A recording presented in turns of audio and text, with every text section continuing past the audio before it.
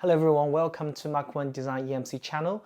Today we're going to use two interesting demonstrations to demystify return current path. Most of the EMI issues in real life are caused by what we call uncontrolled return current path. Since the current we're dealing with here is radio frequency or RF current, they are very high frequency and often difficult to see. So hopefully after today's session, you'll have a very clear picture of the return current path and actually can see the return current path by yourself. Some theory first. I'm going to give you a very simple illustration of what is a return current path, okay? So the example we're using here is a very simple example. So we'll have a step function voltage source, okay? And we have a 50 ohm source impedance, right? Because in the RF world, we tend to keep everything 50 ohm just for matching purposes, okay? I'm going to draw a transmission line, which is a coaxial cable, right? It's just like the coaxial cable we use for EMC engineering, you know? And I'm going to draw a outer shield, referring to the outer shield, and in this coaxial cable we have the center conductor, right? And my simple example is drawing like this, okay? So we have a voltage source which apply a step voltage, we have a 50 ohm source, and we have a 50 ohm transmission line, which is a coaxial cable in this case. Now what happens is when you launch a step voltage, because, as we know, the energy travels close to the speed of light, right? In this case, when energy travels inside the coaxial cable, actually, because of the dielectrics of the coaxial cable, the speed of the velocity of propagation is actually slower than the speed of light. But regardless of the simplicity, we can assume is, close to the speed of light. Okay, so understand that is important because it's not like every time you launch a signal, you will immediately see at the end of the transmission line. So knowing that, what happens is, in this case, because it's a step voltage, so energy will be represented as a wave, okay? And if we want to represent a wave, we often have what we call a wavefront, okay? So we launch a wave and we said, for the simplicity, the wave travels with a velocity of propagation close to the speed of light, okay? And what we say is, with a wave, and basically this edge, this leading edge, represent how fast you switch on this step voltage, okay?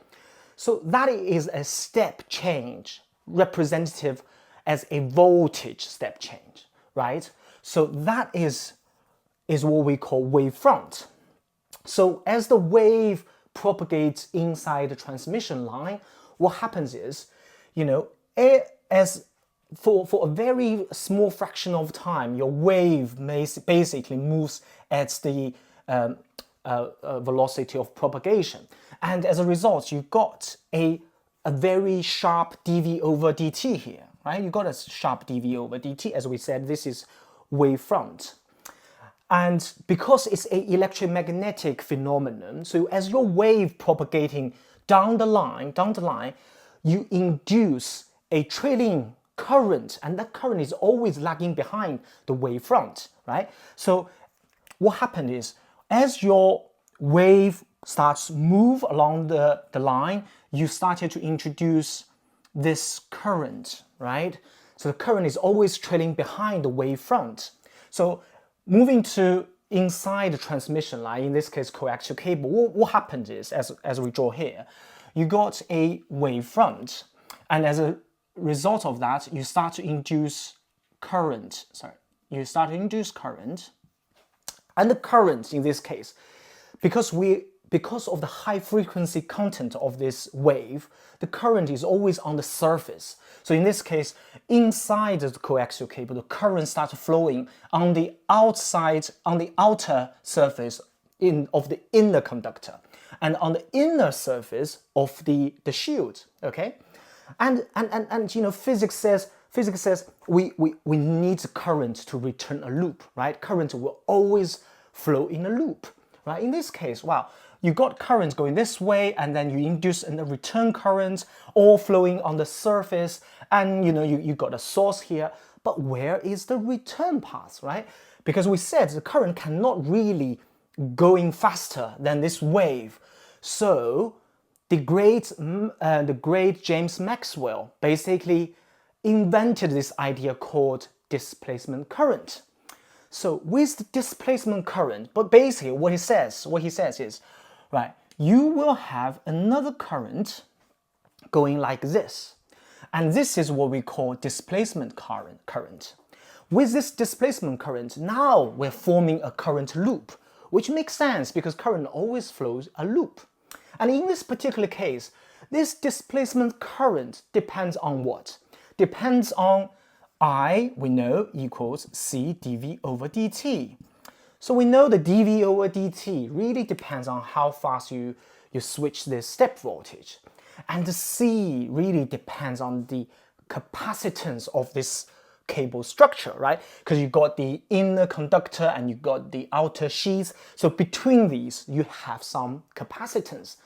So with that, we know already, right, by looking at this equation, we know that if you got a capacitor and you got a changing voltage, you induce current. So this is a very powerful tool, right? So this is what we mean when we say return current. So now let's look at this. You launch a wave, and this wave basically propagates through the transmission line, along the line, at the speed of, close to the speed of light. You got this velocity of propagation. So every fraction of time, you have a wave going like this, then you have a current flowing like that, and we know that you have the displacement current. So by the time it arrives at the end of the transmission line, then depends on what you connected to the load side, you'll have something, right? You'll have some phenomenon. So if it's a matched, for example, if it's a 50 ohm matched here, then you have no reflection. But if it has a open circuit or short circuit, you have some reflection. But that's another topic which is not within the scope of today. But what we wanted to discuss today is, okay, so this is the fundamental idea of this return current, right? So the return current in this case, bear in mind, is uniformly distributed alongside the shield of the coaxial cable. So if I draw a cross-section view, so this is my cross-section view of the coaxial cable. So this is the center conductor, right? So what happens if you look at current is you will see, if I use dot as this direction and cross as this direction, you will see the current really is on the surface. This is a high frequency current, and you got current return uniformly distributed within the inside of the shield, Okay, so that's what happens as a return current. So we also know that the transmission line, in this case, the coaxial cable, is a shielded structure. So in theory, we shouldn't see any current flowing outside of the shield, right? Flowing outside of the shield, we shouldn't see that. Okay, so now let's have a look at this very interesting phenomenon. What if all of a sudden you connect a little bit of wire, right? A little bit of wire. You don't need a long wire, just a small wire. And this wire basically penetrates through this shield, right? So before here, you still have the shield, but then the wire goes this direction without shield. What happens now? We know that as the current travels, you have the return current, and return current is in the inside of the shield. But as you now have a wire getting out of the shield, and we can still draw the current direction like this, okay? We can still draw the current direction like this. But now what happens with the return current? Because we don't have a shield to support the return current. But as we know, physics is physics. You cannot have a current without a return path. Interesting is, at this point, if we look at the shield of this coaxial cable, what happens is, now we mentioned specifically in the previous case, we said the return current will always use the inner part of the shield, right? Will never get to the outside of the shield, otherwise, it's not a shield. But in this case, now imagine if now I look at the outside of the shield, and I started tilting the shield towards this direction, then I could have, this is my outer shield, I can just do like that, right? I basically move this here, and now all of a sudden, this is my outer side of the shield, by the way, I started having return current. Of course, the return current is the opposite direction of my forward current. Now, okay, so this is my sort of like imaginary outer shield, and I just, bend it to this 180 degree, and then I have return current to support this forward current, right? So I now rotate this outer shield back, and as you can imagine, basically this shield, this return current started to do this. On the outside of the shield, to support this forward current, and also you can look at this current, it's continuous. So, okay, so as soon as I have my conductor, center conductor, getting out of the shield, all of a sudden, I have my return current showing on the outside of the shield. But the direction is interesting. Because the direction will follow this direction. Okay, you might think, I don't believe you, because, if I can't see it, then I don't believe you. Seeing is believing. So we'll have a demo to demonstrate this impact, okay? So the idea is very simple, right? If we have a current probe, knowing, by the way, current probe always have a directional characteristics, right? So, for example, if I measure a current probe and I have a dot here, meaning if current go in this direction, I have positive, right? And if I have an identical or matched current probe here, with the dot here as well, then in theory, I should measure same amplitude and same phase, because the current going, in this case, on the outer shield and this center conductor is the same direction. So we'll have a look if that's the case. Now, another demo I wanted to show you, right? Another demo I want to show you is very similar. This is very common in the EMC world where, people design a cabinet, for example. Design a cabinet, and the cabinet itself is fully shielded and everything like that, right? So this represents a fully shielded cabinet. Now, if you want to send signals of power from one cabinet to the other, you use what we call shielded cable, and often you terminate the shield on both ends, right? So this is your, say, cabinet A, and then you have another equipment B, and if you want to connect these two, you use shielded cable, and here you use 360 degree termination, here you use 360 degrees termination, and that's the right way of doing things. But however, some people don't understand it. They say, why do we need to use shielded cable? Okay, I'll explain what happens, right? So in this case, imagine if we don't have a shielded cable, right? So if we don't have a shielded cable, now let's draw what happens. Very similar principle as what we demonstrated here. You got a wire that penetrates through the cabinet, okay? Now let's forget about what's inside it, the return path inside.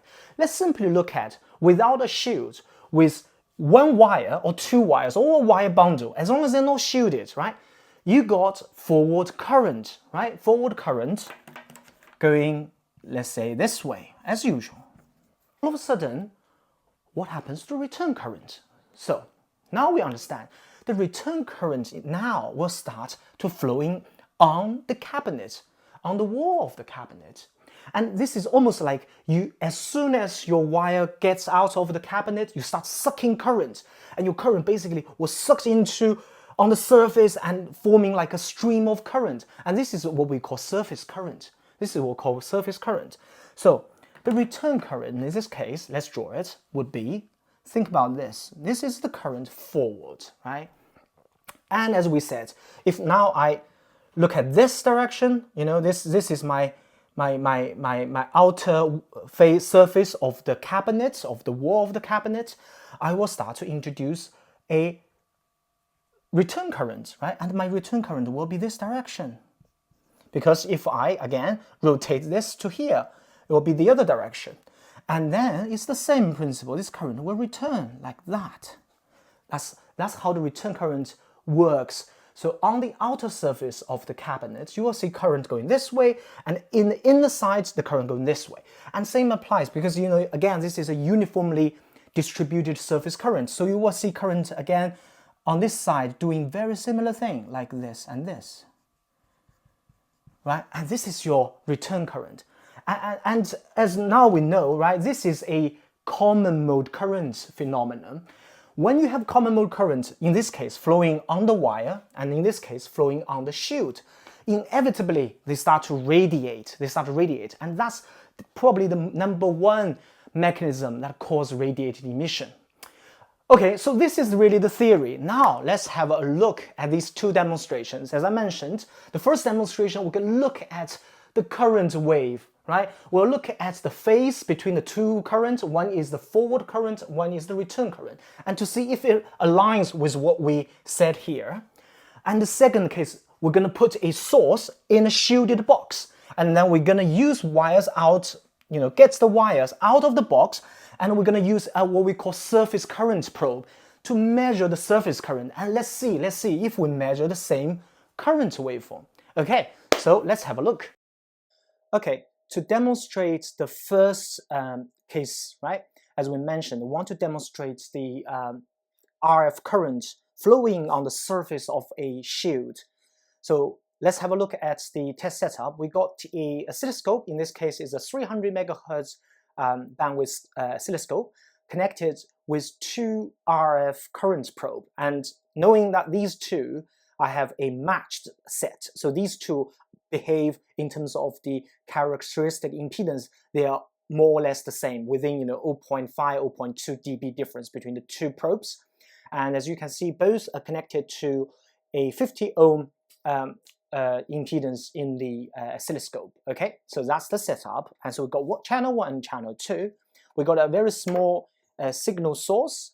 In this case, it's just a simple functional generator. I'm only doing a 50 megahertz sinusoidal wave. Okay, 50 megahertz sine wave as the source. Okay, so let's have a look first. So this is a fully shielded coaxial cable.